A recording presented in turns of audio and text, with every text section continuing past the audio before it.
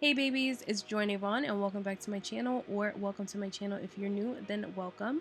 So in today's natural hair video, I will be sharing with you guys how I get the perfect twist out every time without any frizz. That's right, no frizz. So the first thing that I like to do is wash my hair. You do not have to wash your hair to do a twist out, but I personally find that on my 4C hair, I get the best results whenever I'm working with freshly washed hair. So that's what I decided to do. And for my wash today, I'm using the new Carol's Daughter Coco Cream Collection shampoo and conditioner. And I am also going to be using their moisture butter from the same exact collection. This is the only product that I'm going to be using for my twist out today.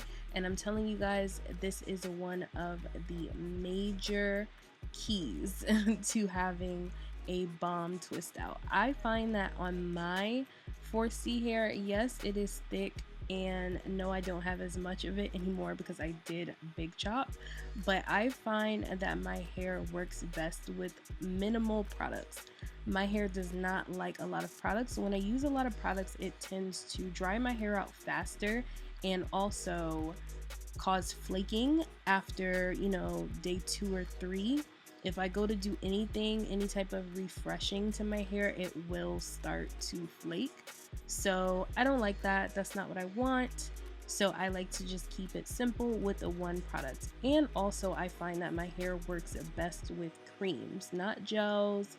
I love gels and I typically use gels for my wash and goes, but for twist outs, flat twist outs, braid outs, bantu knots, creams work best for me.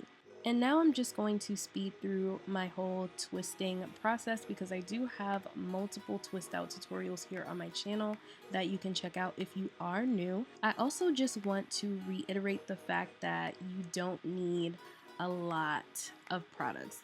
Less is more. You should not be heavy-handed with your products. I know we like to be, but it's not necessary, and a lot of the time that's what causes flakage. If I ever have any excess product, I know you can see now that you're seeing some areas with like white cream on it, and that's just because my hair is drying down. The front of my hair has already dried down, which is another benefit of just using creams. They dry so much faster. But if you ever have any excess products on your twist, just make sure you wipe off the excess with your fingers or just grab a towel. So now that I've given my hair time to dry, like completely dry, it is time to unravel my twist. And that is one of the biggest things when taking your hair down and having the best twist out ever is making sure that your hair is completely dry. You don't want to take your hair down damp because it will not work. So now I'm just going to start unraveling, and as you can see, I'm taking my time. My hands do have oil on them. I just put some Jamaican black castor oil on my fingers. You never want to take your twist down with dry hands. That is another thing that can cause frizz in your curls, so don't do that. But here you can see that I've started taking my twist down differently, which I'm pretty sure there's girls who do this all the time, but this is not something that I used to do. I just used to unravel and just go.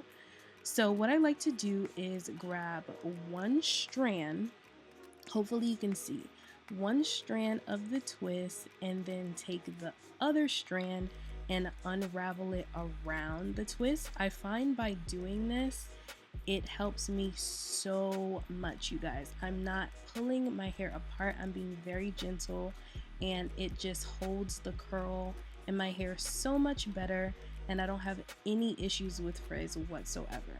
I mean, just look at the definition in my hair. Just look at it. It's so good. Another thing that I like to do is separate my hair just for extra volume and just to make my, fro come to life, I guess you would say. So when doing this, separating still with oiled fingers, and I'm pretty sure you can see how greasy my hands are, I just like to pull apart the coil but then wrap it around my finger. And what this is going to do is it's going to smooth out your curl, of course, but it's also going to, I guess, rejuvenate the curl, if you will. Like, it's not going to allow the curl to lose its shape and get frizzy. So This is one of the biggest things that I have learned in doing my twist outs. This literally saves me every single time. So once my hair is separated, it is time to pick it, and this is another area where I know a lot of us mess up.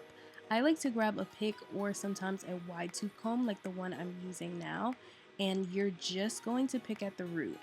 I like to hold my hair in the area or in the direction I want for my hair to lay. So if I want my hair to lay in the front, I like to hold it up and then pick at the root only.